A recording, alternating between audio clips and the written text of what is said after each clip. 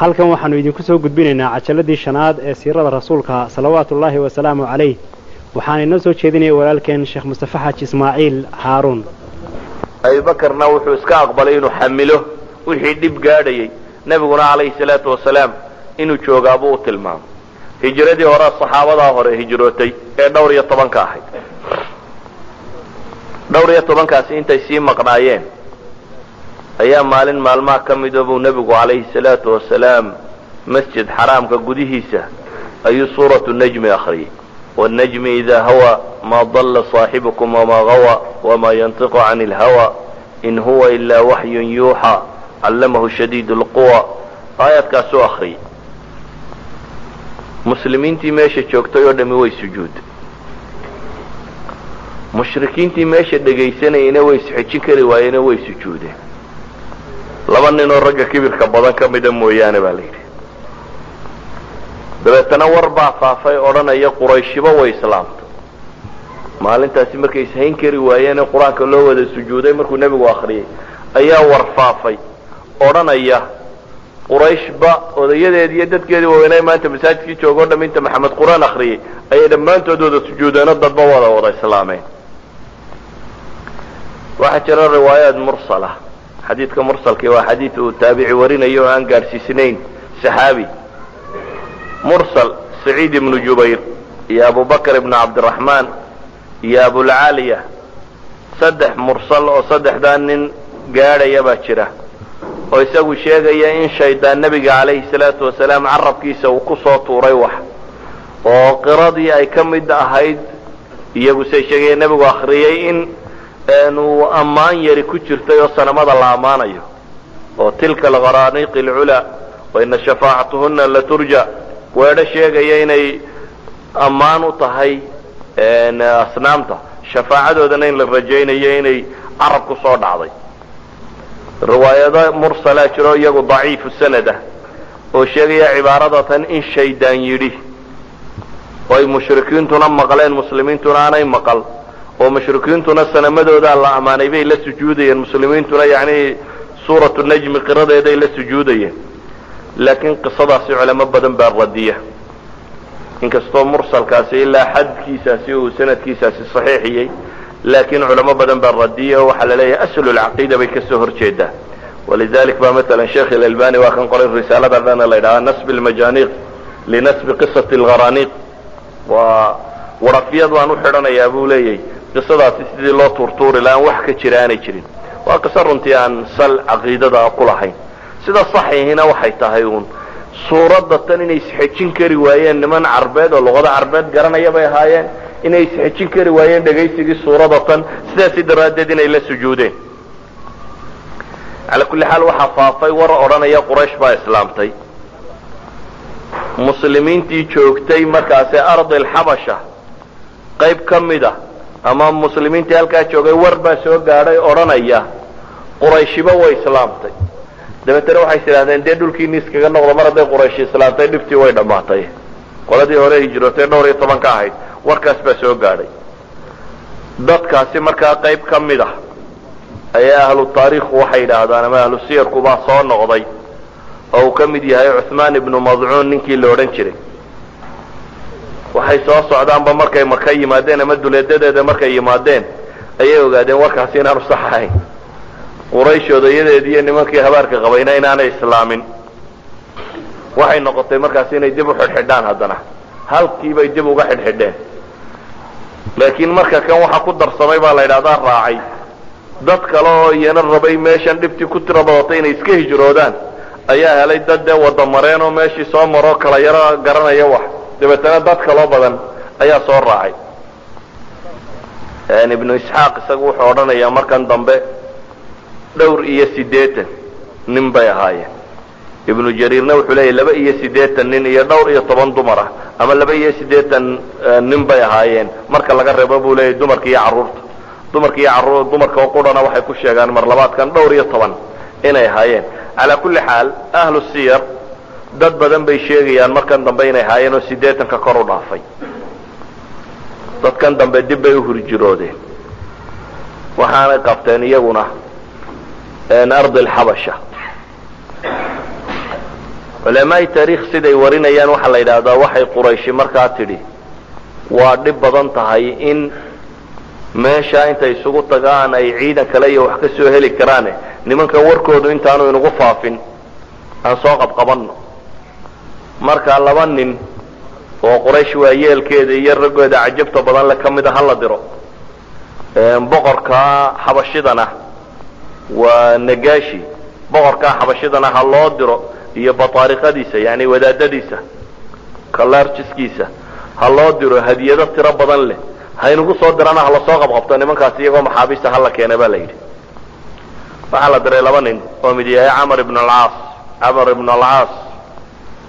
saxaabiga ahaa marka kan gaal weeyaan intaanu islaamin weeyaan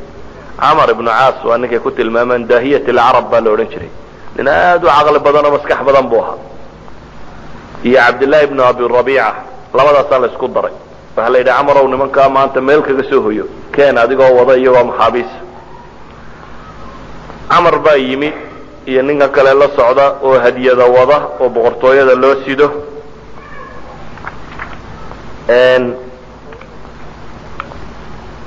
boqortooyada tan hadiyada loo siday markaa waxay damceen inay la kulmaan boqorka waxaanay weydiisteen inuu soo celiyo nimanka kan najaashi wuxuu yidhi muslimiintiina bal halaygu yeedho muslimiintii oo ka mid yahay jacfar ibn abi aalib baa loo yeedhay wuxuu yidhi bal hadla ka warrama ninkani waxan buu sheegaya idinku diintiina yani cadaaladu way ka muuqataa durbaba waayo cadaalad darro waxa ah in cid quri intay cid wax ka sheegto lagu akriyo dabeetana xukunka lagu qaado cadaaladda waxay halkanba ka muuqataa ninkani inuu nin suu nebigu u sheegay cadaalad garanaya yahay quraysh iyo odayadeedii iyo hadiyadaheedii iyo waxeedii intuu qaato warkii dhagaysto muu odhan inuun waa kuwa nimanka tolkooda iyagaa war badane kooxdan yaryari waa irhaabiyiin hala celiyuuna muu odhan ee wuxuu damcay in bal iyana waxay hayaan la weydiiyo oo la waraysto labada dhanba inuu afti ka qaado markaas buu ku yidhi muslimiintii bal warrama idinkuna jacfar ibn abi aalib baa markaasi hadlay wuxuu yidhi boqorow waxaanu ahaan jirnay niman shirki iyo gaalnimo ku sugan sanamka caabuda baktiga cuna jaarka u daran wax kasta xalaashada badhba badhka iyaga uu dilo dhiigga iyaga aanu isbanaysanno wax naga xaaraanayna ma jirin wax noo xalaalina ma jirin hor baanu isaga soconnay annagoo nooca u nool ayaa ilaahay noo soo diray nebi annaga naga tirsan oo aanu garanayno ballankiisa iyo runsheegiisa iyo ammaanadiisa yani nimaanu naqaano aan ahayn nimaanu khiyaamo iyo been iyo ahdi xumo iyo waxaanu ku naqaanay aan ahayn baa naloo soo diray ninkaas wuxuu noogu yeedhay buu leeyahay ilaahay noo soo diray nebiga ahi inaanu ilaahay keligii caabudno oo aanaan cidna ku lamaanaynin inaanu qaraabada iyo raximka iyo tolka xidhiidhino inaanu jaarka u fiicnaano inaanu ilaahay u soonno oo tukanno inaanu cibaado yani wanaag oo dhan buuna faray wuxuu ku yidhi baa la yidhi markaasi hiraqal hal macaka shayun mima jaa bih wixii uu idinla yimi wax ma ka haysaan yani waxyigan uu idin keenay qur-aanka inaad sheegayso bal haddaa wax ka haysaan sheega wuxuu kaloo u yeedhay la yidhi wadaadadoodii kristanka iyo saaqifadoodii iyo wixii o dhan buu yidhi soo fadhiista jacfar wuxuu yidhi ha waan hayaa haluma fatlu calaya maa jaa bihi buu yidhi bal igu akri buu yidhi haddaba waxaanuu la yimi jacfar ibn abi aalib saxaabi runtii caqli badan buu ahaa wuxuu ku akriyey suurad ka warramaysa muctaqadka iyagu rumaysnaayeen suuratu kaaf ama maryama suuratu maryam ayuu markaasi ku akriyay kaafa ya cayn saad suuraddaasuu ku akriyay najaashi markuu suuraddii dhegaystay ee uu fahmay ayuu ooyey ilaa iyabaa la yidhahdaa gadhkiisi uu qoyay siduu u ooyayey wadaadadii kristankaee meesha fadhiyeyna waa ooyeen wuxuu najaashi markaa yidhi warkan aad sheegayso iyo warkii muuse la yimi meel quray ka soo wada baxeen maya warkii muuse la yimi buu yidhi meel quray ka soo wada baxeen say riwaayaddaasi sheegayso markaasay quraysh nimankii quraysheedaa waxay arkeen inay jabeen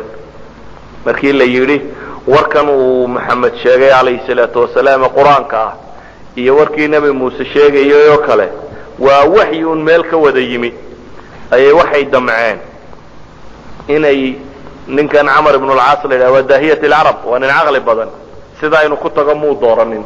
wuxuu isku dayay bal inuu dhan kale ka soo wareego oo bal jalse kale la sameeyo wuxuu yidhi nimanka kani ciise waxa ugu xun bay ka sheegaan wuxuu ogyahay in kristanku ciise ay u haystaan inuu yahay ina ilaah ama ilaah uu yahay dabeetana wuxuu damcay inuu baabkaa ka soo galo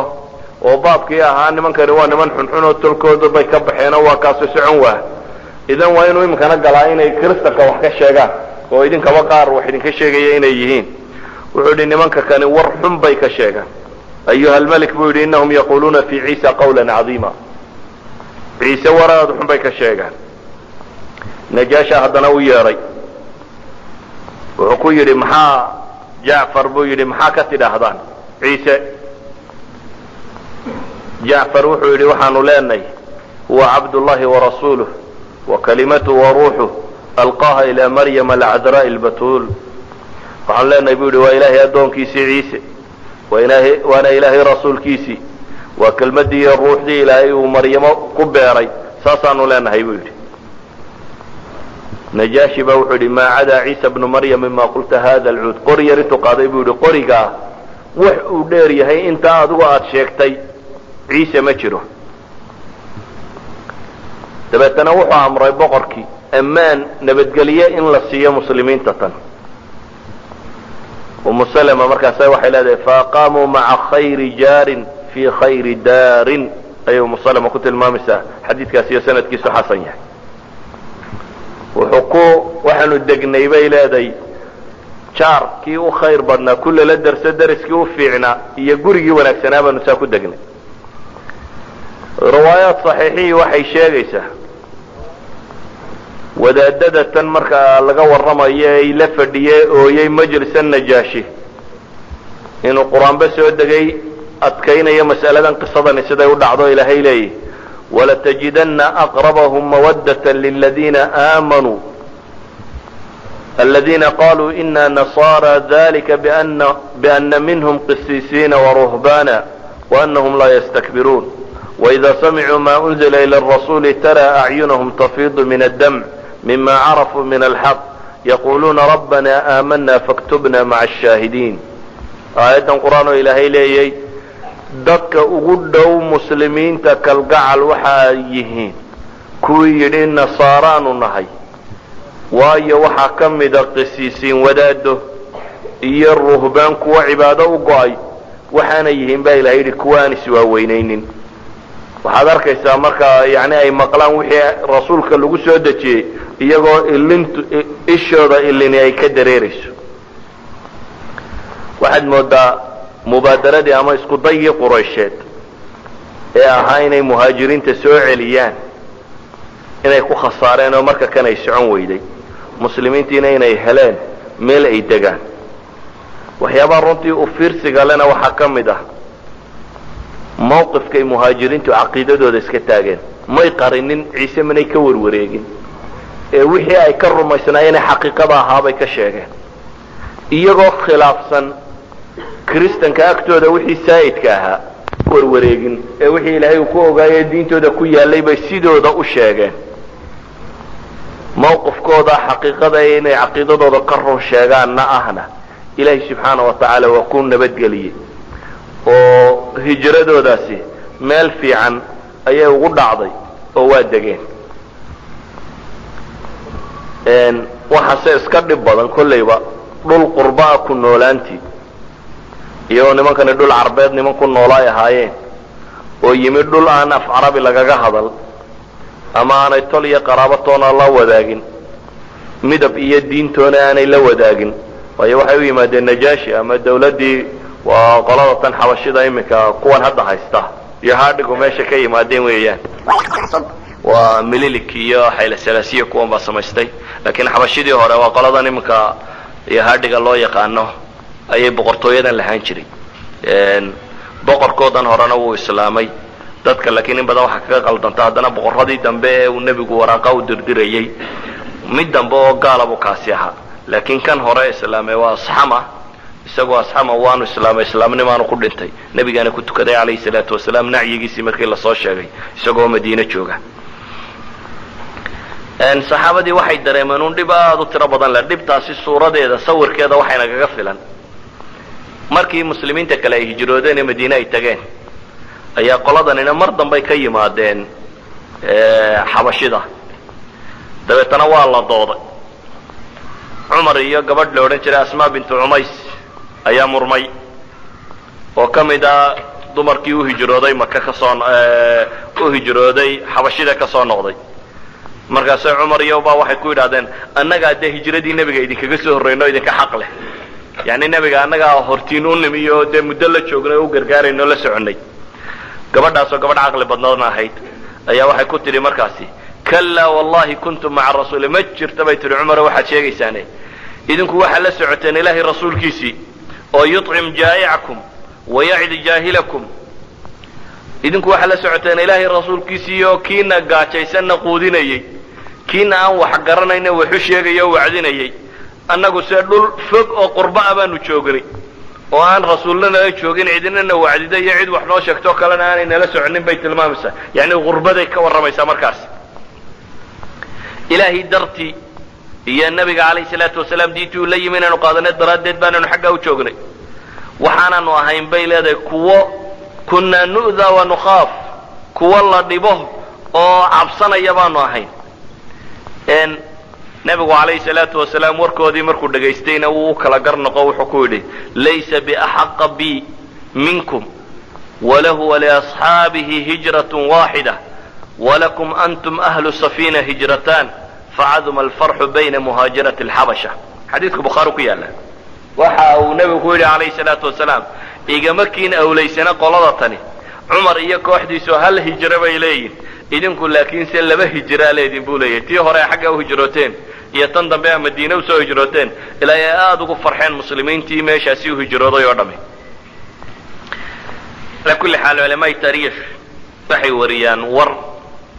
aan min xayti sanad xoog u asaxin ama sanadkiisu aanu fiicnayn ahli lmaqaaziguna ay sheegaan oo ah nin cubaydullaahi ibnu jaxash la odhan jiray oo ahaa ninkii qabay ummu xabiiba bintu abi sufyaan ee uu nebigu markii dambe guursaday calayhi salaatu wasalaam ee ummahaat lmu'miniin ka mid aha ninkaasi bay yidhaahdaan wuxuu ka mid yahay ciddii kiristaanowday intii uu joogay xabashida kadibna isagu xabashidu ku dhintay hadday qisadaasi saa u tahay qiso kalea jirta oo nin cabdiraxmaan ibnu khalid la yidhahda uu ku jiro saduuq lagu tilmaamayo sanadkeedu uu xasan yahay laakiin adigu marka laisku wada daro waa la daciifiya oo xadiitaan uma sugna bay leeyihin kaasina wuxuu sheegayaa inuu u nebigaba wuxu sii dardaarmay laakiin calaa kulli xaal qisada hore haddaynu qaadanno hadday sidaasi u jirto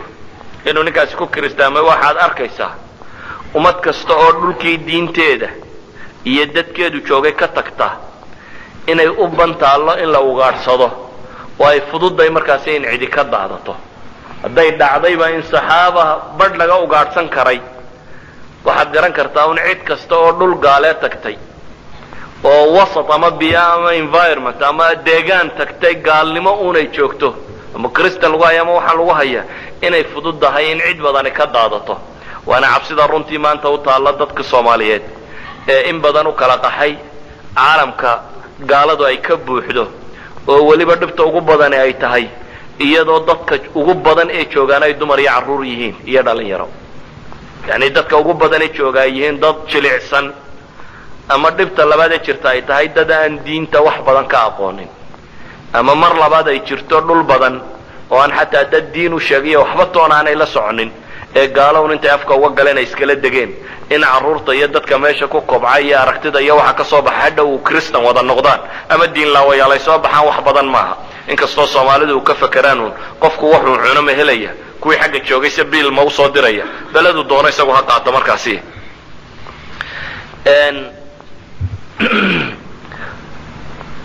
ummu xabiiba uu ninkaasi ka dhintayna nebiga calayhi salaatu wasalaam baa u khidbadeeyey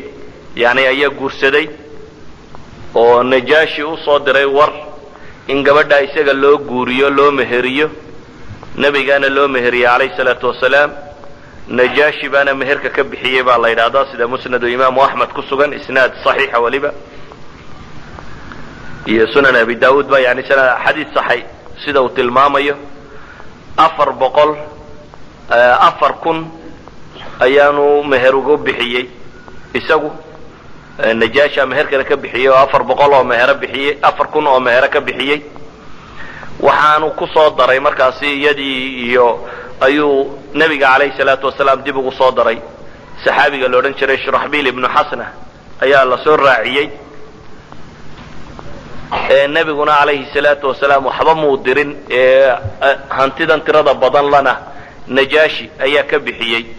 waxaanu ahaan jiray nebiga calayhi salaatu wasalaam meherka uu dumarkiisa meheriyo alaykum salaam haweenka meherku ka bixiyey dhammaantood waxay wada ahaayeen 400 oo dirham ayuu haweenkiisa kale oo dhan nebigu uu ku mehersaday laakiin haweenayda tan 4,000 oo dirham ayaa laga bixiyey saxaabadii xaggan iyo nebiga u hijrootay calayhi salaatu wasalaam saxaabadii u hijrootay baan ujeedaa dhulka xabashida ee muddada deganayd kadib waxay madiina markii muslimiintu ay madiina degtay intoodii badnayd waliba kooxahoodii ugu dambeeyey oo jacfar ibnu abi aalib uu wadaana waxaaba yimaadeen khaybar markii la furtay ayay soo gaadheen laakiin intii ay meesha joogeen wax kaloo saxaabo ah oo iyana soo hijrootay oo gaadhaya baa lagu tilmaamaa sida uu sheegayo 53 nin ka kooban oo wato saxaabigii la odhan jiray abu muusa alashcari oo yaman ah ashcariyiin ah kooxda tan waxaa la yidhaahdaa yaman bay ka yimaadeen dabeetana doontaasay soo raaceen waxay rabeen inay qabtaan nebiga calayhi salaatu wasalaam dee doonyihii shiraaca lahaa bay hayde baddaa ku kacday dabeetana xeebtan uun xabashida ayay kusoo dul dhaceen markaas bay iska ugu yimaadeen saxaabadii kale halkan joogtay kadib baa laysa soo wada raacay hadhow ayay iyaguna yimaadeen madiina markii dambe iyana 2 goor bay markaa hijradoodii noqotay iyagoo markii hore u qastiyey inay madiina qabtaan laakiin doonta aan batay ay geysay xabashida kadib bay xaggaasi ka soo hijroodeen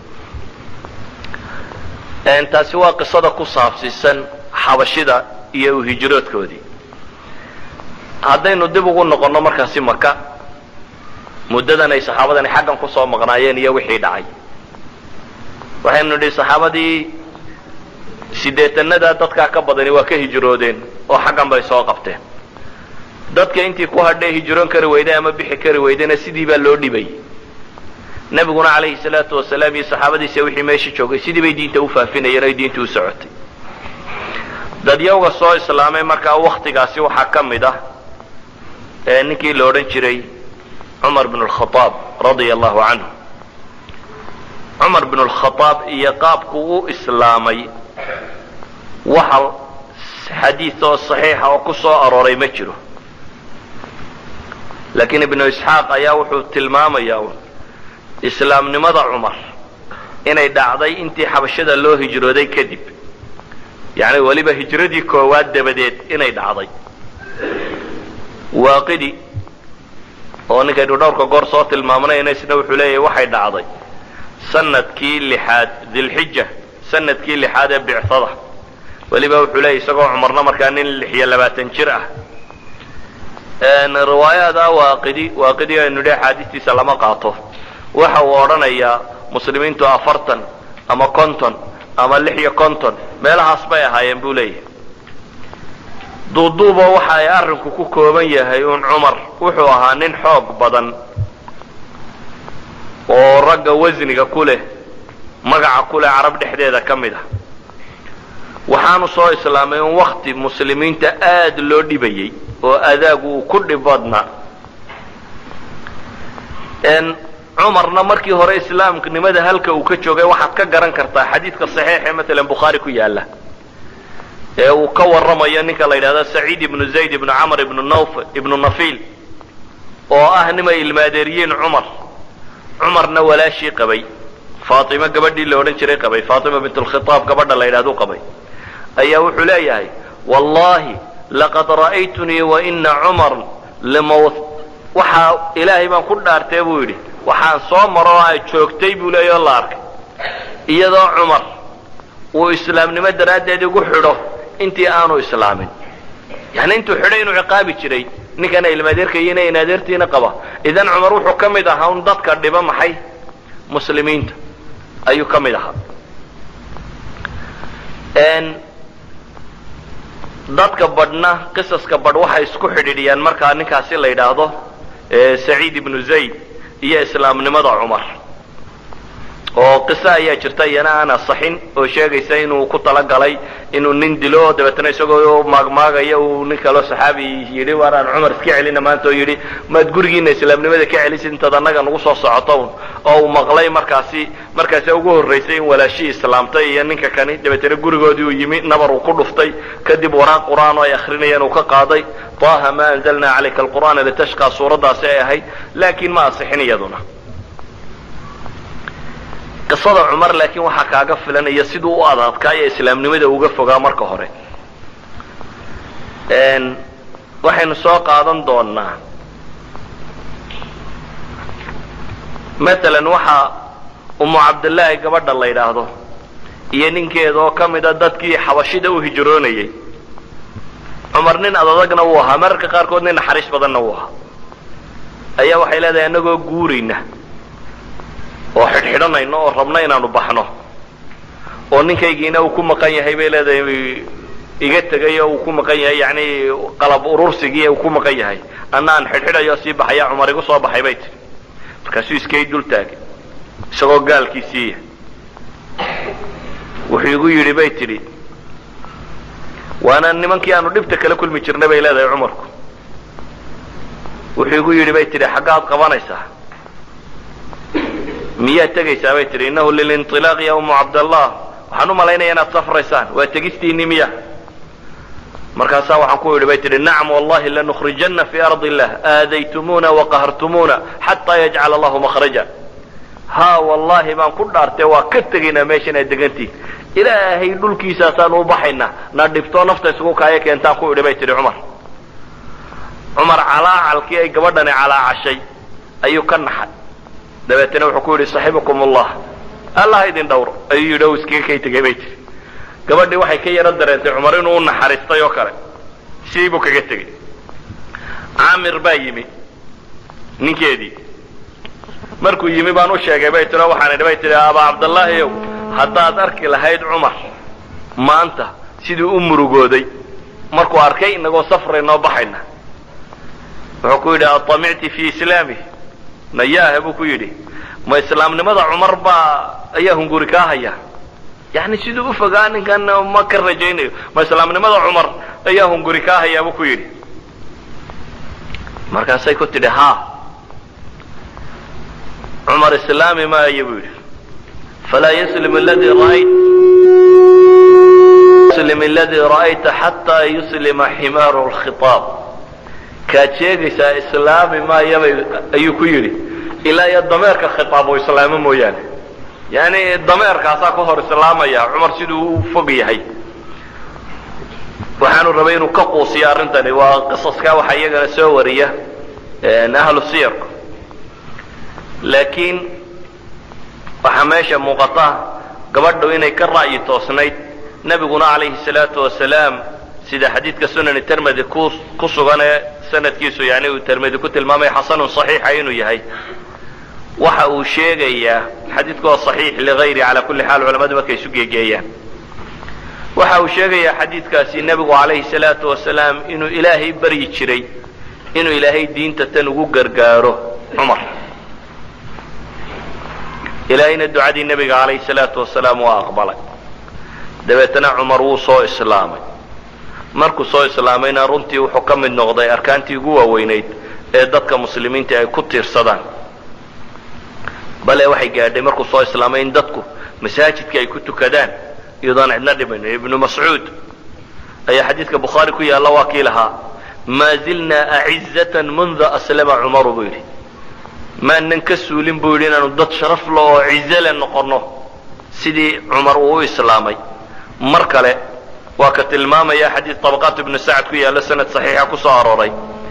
لقد رأيتنا وما نستطيع أن نصلي بالبيت حتى أسلم عمر فلما أسلم عمر قاتلهم حتى تركونا نصلي. waxaa la arki jiray buu leeyahy waxaan soo joogay iyadoo aanan awoodin inaanu masaajidka ku tukan karno ilaa iyo uu cumar islaamay buu leeyahy. markuu islaamay buu dagaalamay ilaa iyo ay naga tageen oo noo ogolaadeen inaanu ku tukan karno masaajidka. mar kale xadiiثu mucjam alkabiirka ku yaala طabrani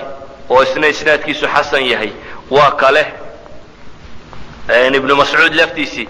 ina islaamuhu kana nasra buu yidhi diinta soo gelistu soo galay cumar waxay ahayd nasri guul alle uu islaamka siiyey. islaam mucjamkaasi cabdillaahi ibnu cabbaas waa ka isaguna sheegaya cumar isagoo ka warramaya xadiiskiisna waa xasan sanadkiisu cumar maalintii midida la geliyey uu dhiman doono ee dambe khilaafadiisii markii midida la geliyo ibnu cabbaas isi soo dul taagay isagoo leh cumar buu la hadlayo wuxuu ku lahaa falama aslamta kana islaamuka cizan waadhara allahu bika alislaam warasuulu llahi waasxaabah sheegaya cumar isagoo ka warramaya xadiiskiisna waa xasan sanadkiisu cumar maalintii midida la geliyey uu dhiman doono ee dambe khilaafadiisii markii midida la geliyo ibnu cabbaas isi soo dul taagay isagoo leh cumar buu la hadlayo wuxuu ku lahaa falama aslamta kana islaamuka cizan waadhara allahu bika alislaam warasuulu llahi waasxaabah markii aad islaamtay buu leeyahay cumarow wuxuu islaamnimadaadii horena ahayd casiiznimo iyo sharafti oo ilaahay subxaana wa tacaala islaamnimada iyo rasuulkiisii iyo saxaabadiisiiba uu kugu kor yeelo kugu muujiyey. cumar iyo siduu islaamay haddaynu soo qaadano qiso shaahido cayaanu soo aroorinayo oo siirada ibnu hashaam iyo ibnu isxaaq ba ay sanad xasana ku soo saaraan ibnu kathiirna uu leeyahay waaba sanadku jayid. cabdillaahi ibnu cumar ibnu alkhataab weeyaan inankiisii oo ka warramaya wixii dhacay markaasi uu cumar islaamay oo le wakhtigaa inan yaroo caqlilo wax kala garanayaan ahaa buu leeyahay. waliba waa meelahay ka soo qaataan yacni islaamnimada cumar inay wakhtiyadan ku beegnayd waxay ka soo qaadaan maadaama cabdillaahi ibnu cumar da wax kala garanaysa uu ahaa ghaswatu bederna raggii loo diiday oo hayo 14 jir ahaa yacni inay wakhtiyadaa ku beegnayd beder horteed inay ku dhacayso un muddo aan 10 sano ka yar oo wakhtiyadaa ku beegana waa meelahay isaga geeyaan yacni qisada tani wakhtigii ay dhacday markay xisaabinayaan culamaa'i taariikh qisadan xadadkeedu da'daa cabdillaahi yaray ku xisaabtamaan waayo cabdillaahi qisadan wuxuu inoo sheegi doonaa isagoo inan yara oo aabihii daba socday inay waxaan oo dhammi dhaceen oo sheekada tan caqliyeynayay wakhtigii badarna inuu nin loo diidayba inuu uxud in dagaalka galo labada dagaal midna loo diiday midna loo ogolaado dhallinyaraa inuu ahaa. calaa kulli xaal wuxuu leeyahay aabbahay markuu islaamay ayuu wuxuu yidhi ayu qurayshin anqalu lilxadiid quraysh nin maa warkiisu dadka gaadhsiin og ii sheega ninka dadka ugu warkiisu yacni wuxuu rabaa islaamnimadiisa inuu ka sheego iclaamka ugu weyne markaa quraysh dhexdeeda ka jira si dadoo dhammiba uu ogaado warka cumar aanu marnaba u qarsoomin. markaasu wuxuu leeyahay quraysh warka yaa u qaadi og waxa la yidhi buu yidhi nin la ydhaha jamiil ibnu macmar aljumaxi ninkaas buu ku kallahay baa la yidhi gurigiisii iyo xaggiisii. cabdillaahi ibnu cumar wuxuu leeyahy faqadawtu attabic ahara waandur maa yafcal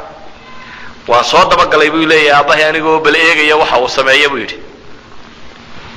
anoo inana buu cabdillahi wuxuu leeyahy wa ana ghulaamun acqil kula maa ra'ayti wiil yaroo wuxuu arkaba garan karoo fahmi kara baan ahaa buu leeyahy. markii uu ninkii u yimi ayuu wuxuu ku yidhi bayidhi aclimta ya jamail anii qad aslamtu wadakhaltu fi diini muxamed waryaahe buu ku yidhi ninkii war ma og tahay buu yidhi horta inaan islaamay oo diintii nebi maxamed galay. ninkii lagu yidhi in quraysh oo dhan isagaa uu warka uu qaadi og ayuu warkiisii u sheegaya cumar oo caynkaasu ku yidhi. ibnu cumar wuxuu leeyahay wiilkii isagoo hadlaya fawallahi ma raajachu xataa qaama yajuru ridaa'ah ilaahay baan ku dhaartee buu yidhi hadalka kumuu celinin buu yidhi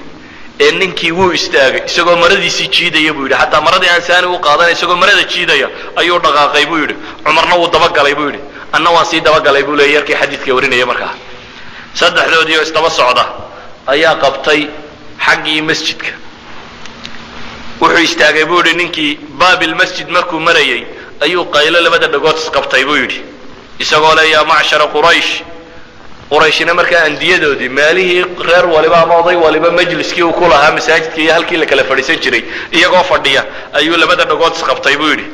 oo le qurayshay alaa ina cumara qad saba cumar diintiinii wuu ka baxay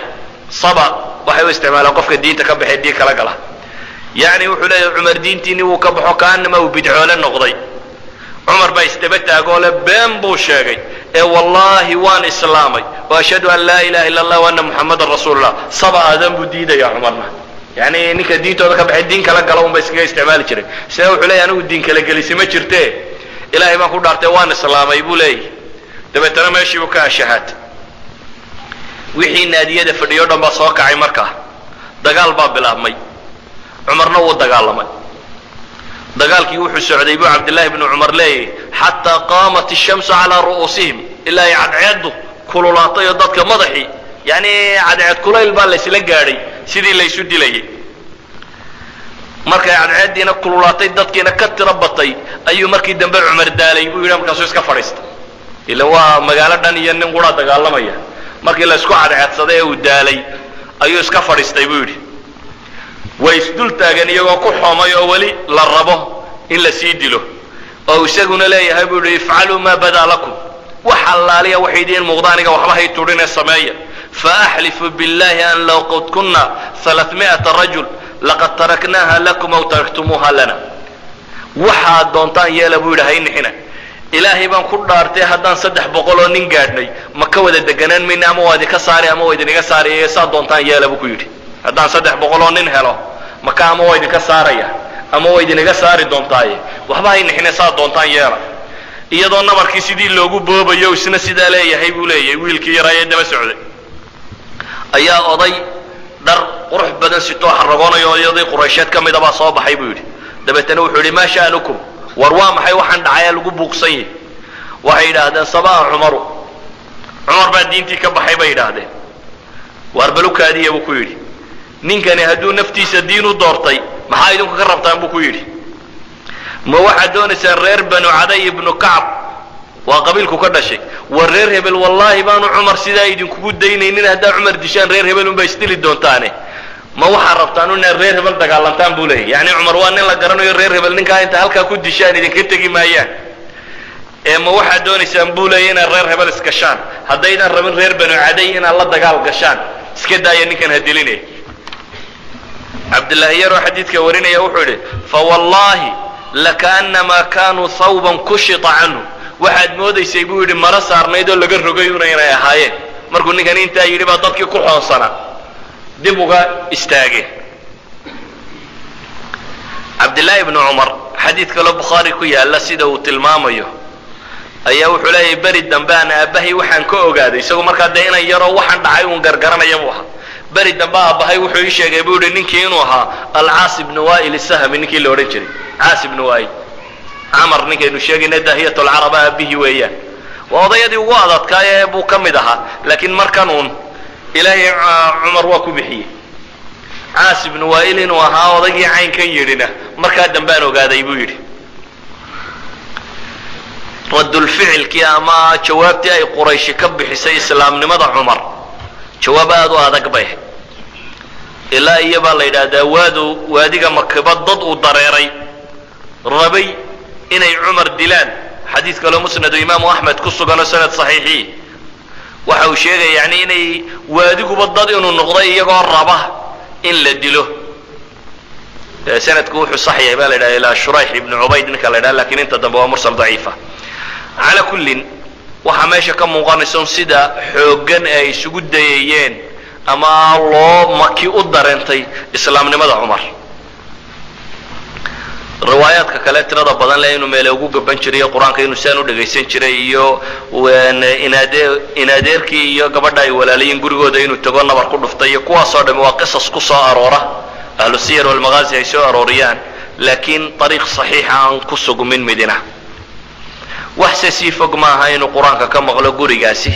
yani sanad ahaan un baynu leenahay ma xadiis ahaan un baanay wasaxina, taarikh ahaan inay dhacdo waa iska suurtagal. wax sii fog maahana inuu cumar xejin kari waayo طaaha ma anzalna calayka alqur'aana litashqaa inuu dhegaysto oo uu xejin kari waayo uu islaamo qur-aankani ta'hiirka inuu ku sameeyaana wax fog maaha.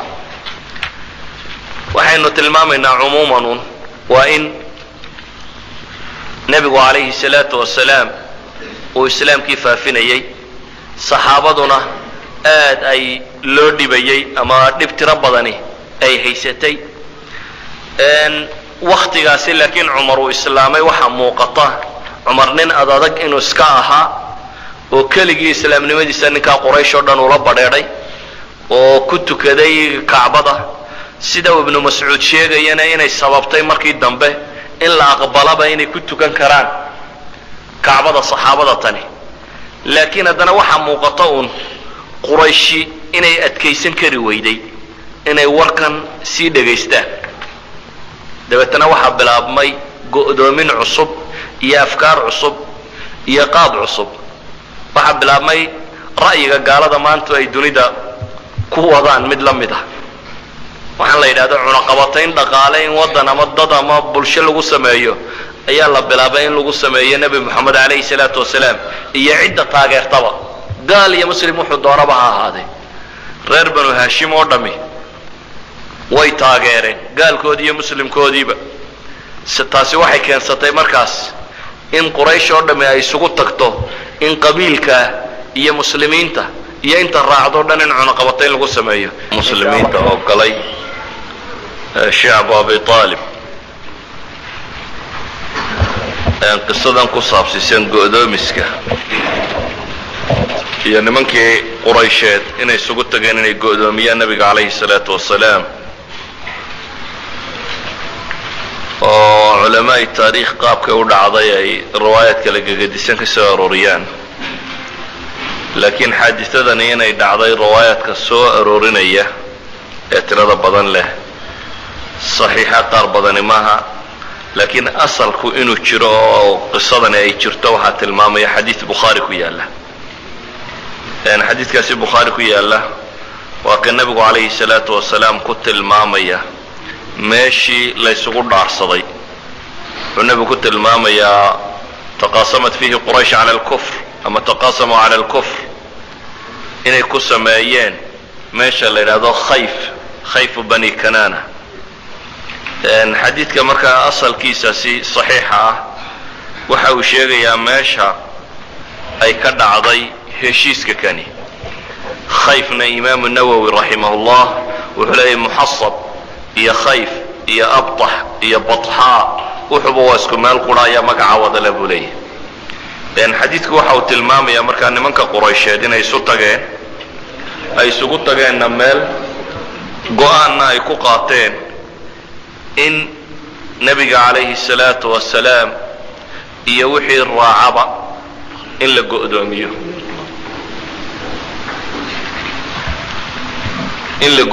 nebiga calayhi salaatu wasalaam iyo wixii raacsiisanba. waxa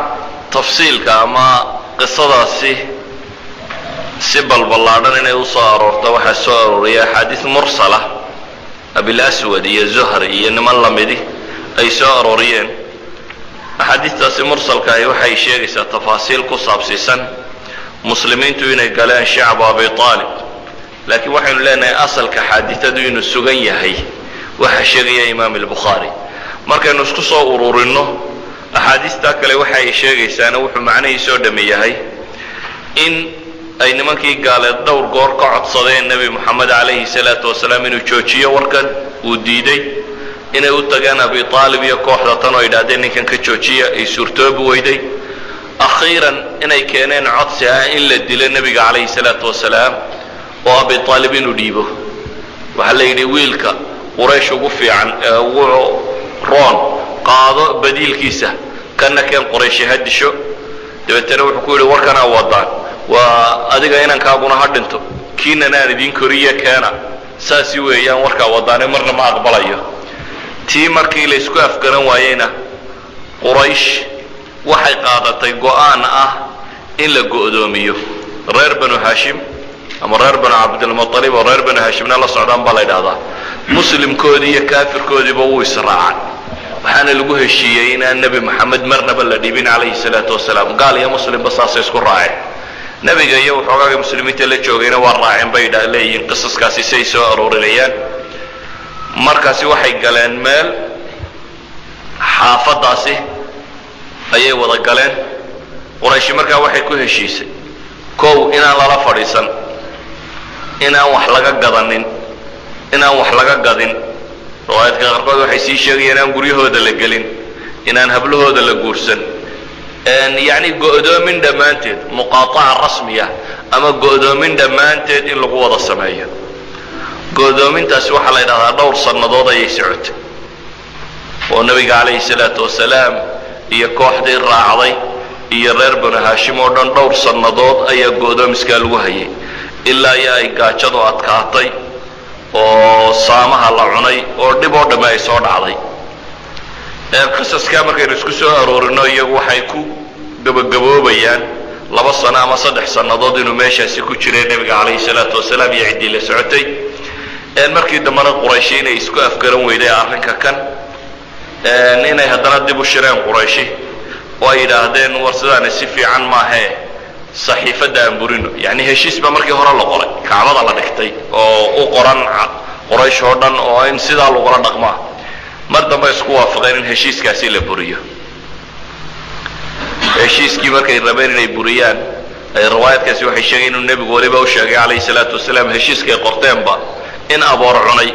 oo aanu ka hadhin ilaa iyo kalimaatu shirki wa dulmi mooyaane riwaayadka qaarkoodna cagsigay leeyihiin oo waxay tilmaamayaan inaanu ka soo hadhin kalimaatu tawxiidka ilaahay magaciisa iyo wixii la halmaala mooyaane intii kale inuu aboor ku cunay calaa kulli xaal wasiiqadii yarayda la qorayna markii dambe laysyidhi soo saara waxa loo tegay iyadoo aboorba cunay saas muddadaa markay ku jireen ayuu dhammaaday go'doomiskaasi wakhtiyadaa go'doomiska lagu jirayna dhibaatadaa aadka u tirada badan leh ayaa soo gaadhay nebiga calayhi salaatu wasalaam iyo reer banulmuطalib ama reer banu cabdilmuطalib ama banu hashim ba iska wada dheh kutub taariikh sida akram diyaa ilcumari xafidahu llah uu soo aroorinaya isagu wuxuu leeyahay qisada tanina inay wakhtigaas soo aroortay baa laga yaabaa qisada aynu soo saaree hore صaxiixa ahayd ee ku saabsanayd in abu sufyaan u yimi nabiga calayhi salaatu wasalaam isagoo riximka wax ku weydiinayoonoo le waa la abaarsaday aayaadkii ay kusoo degtay fartaqib yowma ta'ti samaau bidukhaanin mubiin aynu hore usoo sheegnay waktigii go'doomiskaasi dhammaaday muddo yar kadibba waxaa nebiga soo haleelay calayhi salaatu wasalaam inuu geeriyoodo odaygii nebiga ilaalinayey ee axaadiista saxiixii ku soo aroortay abu aalib inuu nebiga ilaalin jiray oo u cadhoon jiray oo u hiilin jiray intaba saxiixu lbukhaari iyo muslimba waa ku sugan yihiin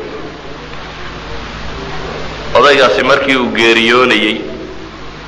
ee naftu ka baxaysay ayuu nebigu wuxuu isku dayay inuu in badan la jeclaysto odaygan uu adeerkee diinta u dadaalaya inuu diinta soo galo dabeetana wafaadkiisa markay naftu kasii baxaysay waxaa kaloo yimi odayadii quraysheed oo dhan baa iyana higilka soo saaro soo dul fadhiistay odayada quraysheedna waxay ku booriyeen maanta hadduu abi aalib islaamo baa laleeyahay quraysh dad badan baa islaami doonee abi aalib aan ku mintidno inuu diintii aabayaasha ku dhinto iyana waa soo dhinac fadhiisteen abujahl iyo habarqabayaashii oo dham iyagoo wada socda oo mar allaaliya markay arkaan inuu soo yaro liilaya ama nebiga calayhi salaatu wasalaam uu yaro raaricinayaba waxay dhahdaan atargabu can millati cabdilmuطalib abi aalib oo ma maanta adoo da'daasa ayaa diintii aabbaha ka tegi doontaa cabdilmuطalib diintiisii ma maantaad dhaafi doontaa bay yidhaahdaan nebiguna calayhi salaatu wasalaam wuxuu yidhaahdaa qul laa ilaaha ila allah ashhad laka biha ywma alqiyaama adeerow laa ilaaha ila allah dheh maalinta qiyaame aan ilaahay agtiisa markhaatigaa kuu fure siday ugu wadeen hadalkii odayadii ayay waxay kaga yeedhsiiyeen markii dambe abu aalib inuu yidhaahdo lawlaa an tucayiranii biha quraysh haddaanan ka cabsi qabin buu yidhi inay qurayshi ugu ceebayso oo aanay odhanaynin odayga waxaa ku kalifay baqe وبقى كلفين لا إله إلا الله يرضى لا أقررت بها عينا هذا رشا دوان دوجين لها أو واحد دون سواء قوة الله ما إلهي ما كعب صلها فأنا قريش كعب صنين بولا عيبين تيدا وحي إشاد كفر أحضر أيانا رلها هاي علماء ضوئي هذا وصببت كسود دكتي سابخاري كسوغانية مسلم بقى إنك لا تهدي من أحببت ولكن الله يهدي من يشاء آيات كاسي إنه إلهي سبحانه وتعالى نبي محمد هذا كادون يسمى هنونين كرتيد إلهي باعد الدون هنونية يعني قلوب بشركم إلهي بيقى عنتي سكوشرته سبحانه وتعالى أدو واحد أوداون وين أدتك الدين توشكته أبي بكر مركا وحاها أضي أفكارتك قال لماذا أي بيادكتي ويادكتها إنه كالي اللي للسمه وكقبوبي وعاديستي سيدو دينتي أبياشي يردق مدنو إلى لنيي وأي مركا كنا أكتوغان رجع اسكو داءات هايين أما اسكو كعانك هايين وينا بورينيا إنا نمرنا بكتغين دينتنا أبياشي رواياتك الصحيحي وحي تلمامي إنا السيداسي أبي بكر قلنتي ابن إسحاق أبي طالب إنه ساسي قلنتي ابن إسحاق باوحة وسو أروريا أولي عباس بن عبد المطلب با markii dambe arkay isagoo dibna si dhaqdhaqaajinayo markaas wuxuu ku yiri ilaahay rasuulkiisa waa ka dibna dhaqdhaqaajiyo waa yiri waa dhatan dabeetana uu nabigu ku yiri anigu maan maqal laakiin waa waraana saxin warkaas warka ibn al-Abbas ibn Abd al-Muttalib walaalkiina warkiisa marka lama dhageysteen waayo nin gaalbus baaha wuxuu dhaqdhaqaajiyay markuu leeyahay adaagiisa ma baa saxayo oo isba nin gaalbo marka kanaha أن سيدة صحيحة هنا حديث صحيح كسار أرتينا وحويان أبي طالب إنه قال لمديسي وقول انتي ولذلك أي وحا كم وقت النبي عليه الصلاة والسلام إنه إن بدنا ورنشري إلهي دم بداف وقوة ديني أنت أن إلهي كاريبين أنت أن الله رنين دم بداف لو ما ويدين كرتد إلهي دم بداف وقوة ديني كدبنا وحا سودكتي آيات كقرآن عهدي مدني وسي دم بيي سودكي إلهي وتلمامي إنه قالبا ألا وحويدين ما كان للنبي والذين آمنوا أن يستغفروا للمشركين ولو كانوا أولي قربى من بعد ما تبين لهم أنهم أصحاب الجحيم إلهي آيات وكل هي وما عنطنت النبي يكوى إيمانك لغاها ليبا إنه قالت دمداف الله ويديان هبا هادان كوي قرابة وحيقي كدب مكي أيوة عضاتي inay kooxdaasi asxaabul jahiim ka yihiin in ilaahay dambi dhaaf loo weydiiyo taas lama laha yaani gaal ilaahu naxariiso ma dooran kartid quraanka ayaa reebay laakiin waxa ka muuqata intii ka horeysay nabigu kaleey salaatu wasalaam inuu jeclaa inuu alla weydiiyo ama munaafiqiin waaweyn inuu ku tukaday sida Abdullah ibn Ubay ibn Salul oo kale ama mushrikiin ba Allahumma ighfir liqawmi fa innahum la ya'lamun horowlaha laakiin waxa soo dhimay waxa weeyaan intii aanay soo degin nusuustatani laleeyahay qof dambe oo gaala waxma weydiin kartid halkaasi waxa ku geeriyooday cidii koowaad ee nabiga kaleey salaatu wasalaam wax ka dhicinaysay wax ka rabaysay waxa yana isla waqtiyadaasi geeriyooday Khadija bint Khuwaylid radiyallahu anha saxaabiyadii weyneyd ee nabiga xaaskiisa ahayd Khadija bint Khuwaylid la oran jiray iyana waqtiyadaasi ayay geeriyootay wuxuu nabigu ku soo baxay waqtiga kan culimada siira qaar kamid waxay u bixiyeen baamil xuzni bayraada sanadkii murugada nabiga kaleey salaatu wasalaam waayo labadii qof ee dadka ugu wax ka celin badnaa ee uu ahaa sanadkiisa ama cidda uu ku tiirsan yahay ayaa geeridii mar wada timi oo labadaasiba sanadkaas bay bixeen baa la yiraahdaa taasi waxay keentay inuu nabigu tijaabiyo kaleey salaatu wasalaam bal inuu isku dayo dacwadatan meel kale oo ay saldhigto inuu raadiyo ama markas kale oo uu dadka uga gargaari karo diintu ay saldhigi karto inuu raadiyo markaskan kale iyadana hadaynu noqono qisaska ku soo arooray riwaayad badan baa soo arooray oo iyana asixin oo waaqidi iyo ragii la nooca ay soo arooriyeen qisada laakiin asalkeeda waxaan leenahay waxayna kaga filan ta ku soo aroortay Bukhari إن شاء الله تعالى يدين مركز شيء دونا هدي الله ينعضه لكن عموما وحصى أروري inuu nabigu isku dayay dacwada inuu markas kale u raadiyo dabeetana inuu ka tegay magaaladii maka ahayd inuu qabtay meesha Taa'if la yiraahdo Taa'ifna waa meel ilaa 60 mayl meelahaas oo kale u jirta magaalada maka Taa'if niman thaqafiyiin baa degan meeshaas inuu ugu tagay nimanka inuu diinta u gargaaraan isku soo duuduubo qisaskaasi waxay sheegayaan markii uu tagayna inay caruurtooda odayadoodii oo dhammaynay diideen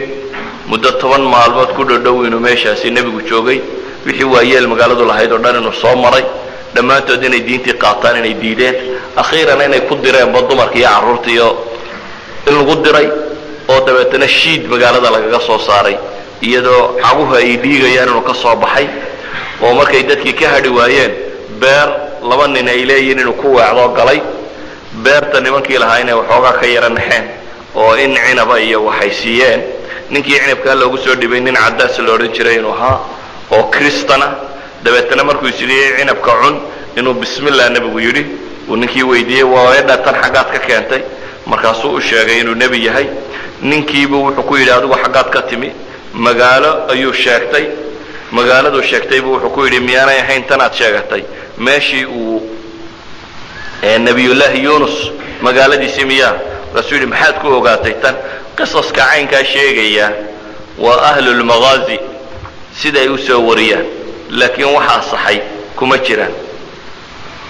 waxa asaxay waa su-aasha caaisha ay nebiga weydiisay calayhi salaatu wasalaam caaisha waxay ku tidhi hal ataa calayka yawmun kana ashadda min yawmi uxud xadiidkan isaga waa saxiix caaisha waxay nebiga ku tidhi calayhi salaatu wasalaam ilaahay rasuulkiisiiyow maalintii uxud maalin kaaga adagi miyay tolkaa kaa soo marta waadan baa su-aasha nebiga la weydiinaya oo dee caaishiba ay markaa nebiga xaaskiisii tahay oo gabadh roon ay tahay markaa nebiga waxay ka waraysanaysaa waa uxud kadib uxudna waxaa la yaqaanaa inay ka mid tahay waqacdihii nebiga calayhi salaatu wasalaam dhibta badani soo gaadhay ee god uu ku dhacay ee ilkaa badh laga jejebiyey ee kofiyadda sare mudday ee yani nabarro badani gaadheen ee uu salaada fadhiga ku tukaday nebigu caaisha markaa waxay leedahay maalintii uxud wixii kugu dhacay wax ka adag miyay tolkaa marna kaa soo mareen nebigu calayhi salaatu wasalaam wuxuu caaisha u sheegay markaa maalin kaga dhib badnayd inay jirto waa maalintan aynu leenahay riwaayad saxiixii kumay soo aroorin sidaa daraaddeed buu nebigu wuxuu ku yidhi laqad laqiitu min qawmik wakana ashaddu maa laqiitu minhum yowma alcaqaba tolkaa waxaan kala kulmay wixii aan kala kulmay buu nebigu leeyahy waxaana igu adkaa waxaan kala kulmo maalintii caqaba caqabadani waa caqaba biطaa'if yani طaa'if baa loo jeedaa maaha tii mune aynu dib ka arki doono maalintaan naftayda u bandhigay buu nebigu yidhi ibnu cabdiyaalayl ninka la yidhaahdo waa nin ka mid ah reer bani thaqiif akaabir طaa'if ama طaa'if waayeelkeedii ugu waaweynaa nin ka mid ah maalintaan ninkaa usoo bandhigay buu leeyahy diinta iyo inuu taageero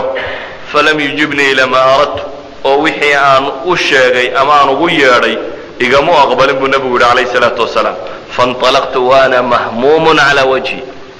dabeetana waan ka tegey buu yidhi